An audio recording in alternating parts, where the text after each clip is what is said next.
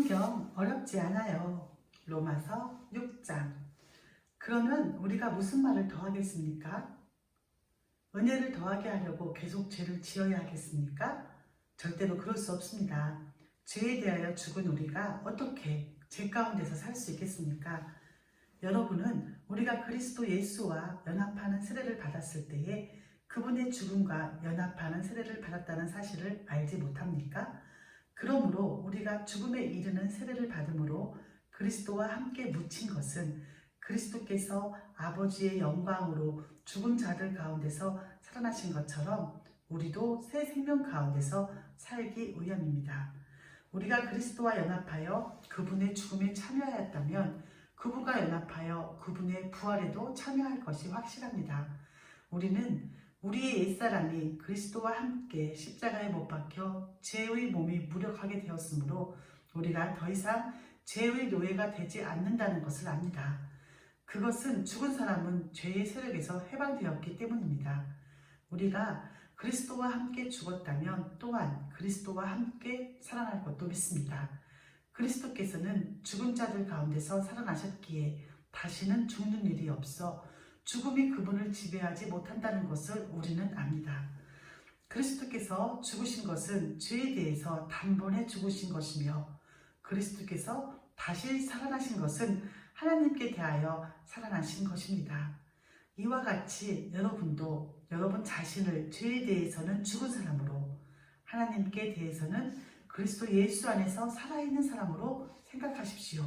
그러므로 죽게 될 여러분의 몸에 죄가 왕노릇하여 몸의 욕심을 따라 살지 않도록 하십시오.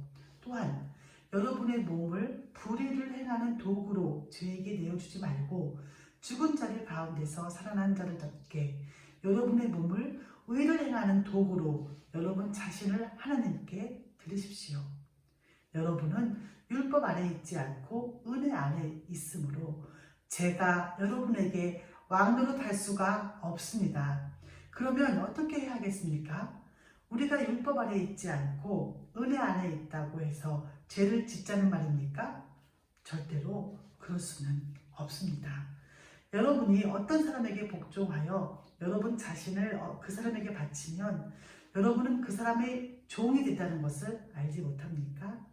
여러분은 죽음에 이르는 죄의 종이 될 수도 있고 의에 이르는 순종의 종이 될 수도 있습니다.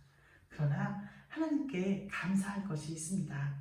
여러분이 전에는 죄의 종이었으나 전수받은 가르침에 본의 전심을 다해 복종함으로써 죄로부터 해방되어 의의 종이 되었습니다. 여러분의 육신이 연약하기 때문에 일상적인 말로 예를 들어 말하겠습니다. 여러분이 전에는 여러분의 몸을 더러움과 불법의 종으로 들여 불법을 행했습니다. 그러나 이제는 여러분의 몸을 의의 종으로 들여 거룩함에 이르십시오. 전에 여러분이 죄의 종이 되었을 때는 의의 다스림을 받지 않았습니다. 그때 여러분이 얻은 열매는 무엇입니까?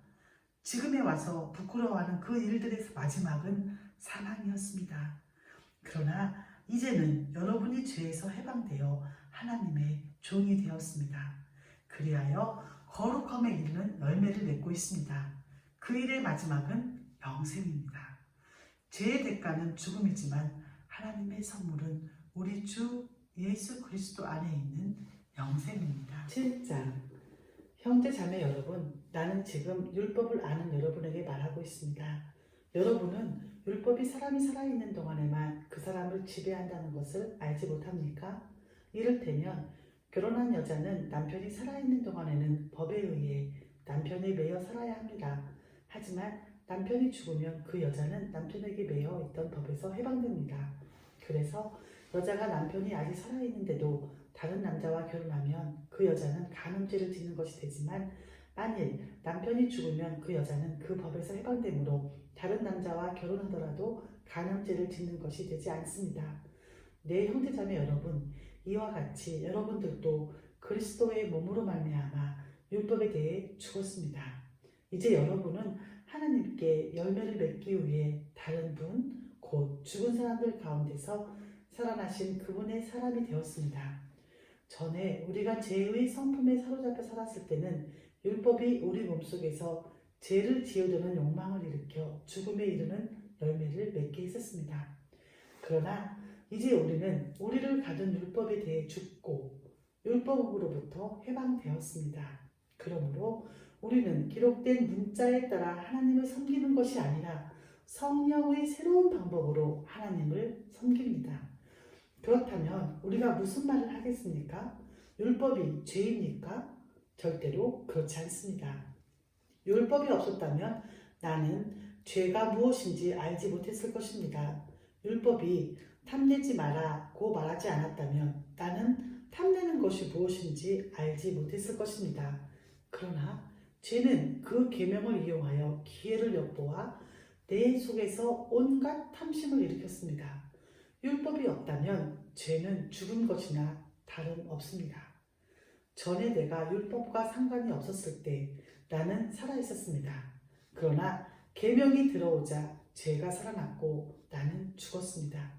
그래서 생명으로 인도해야 할 계명이 사실 나를 죽음으로 이끄는 계명이 되고 말았습니다.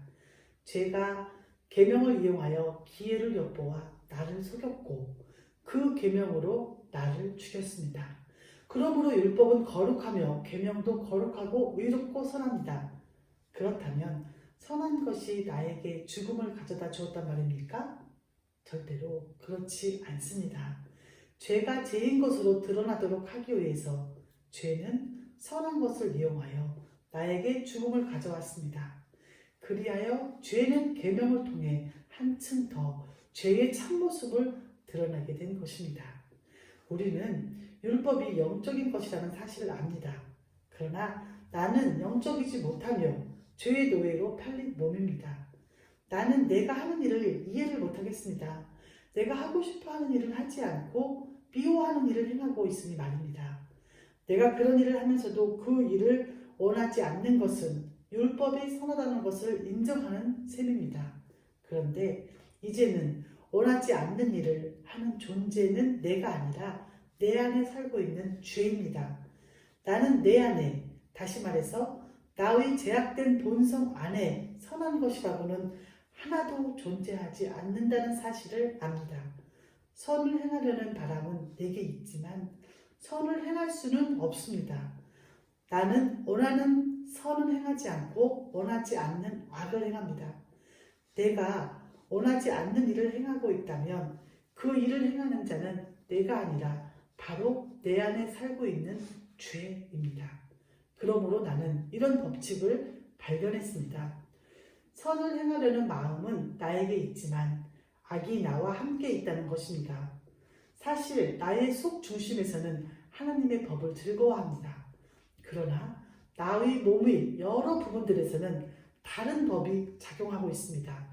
그 법이 내 마음의 법과 싸워 나를 내 몸에서 작용하고 있는 죄의 법에 사로잡히게 합니다. 나는 참으로 비참한 사람입니다. 누가 나를 이 사망의 몸에서 구원해내겠습니까? 우리 주 예수 그리스도로 인하여 하나님께 감사합니다. 그러므로 나는 마음으로는 하나님의 법에 복종하는 반면 제약된 본성으로는 죄의 법에 복종하고 있습니다.